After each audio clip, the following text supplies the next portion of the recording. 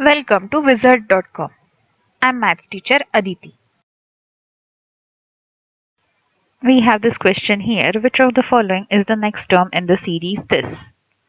Now let's write alphabets in order A, B, C, D, E, F, G, H, I, J, K, L, M, N, O, P, Q, R, S, T, U, V, W, X, Y, and Z.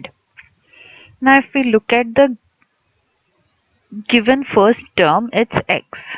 Next member is U, which is two letters away from X.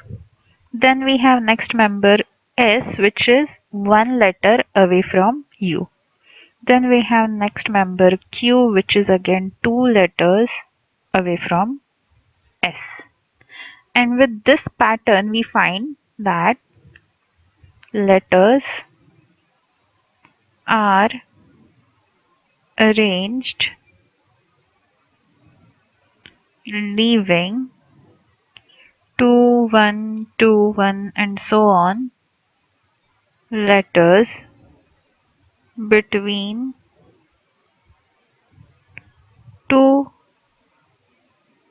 consecutive members. So after P we should have N. Yes, it is. After P we should have N, and which is present as the next member.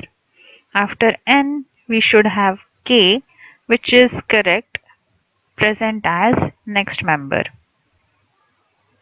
After K we should have I, which is also correct, present as next member. So after I we will have to leave two letters H and G.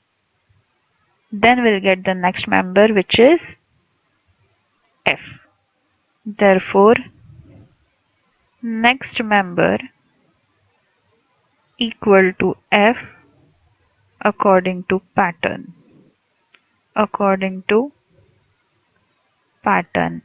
Answer is option C.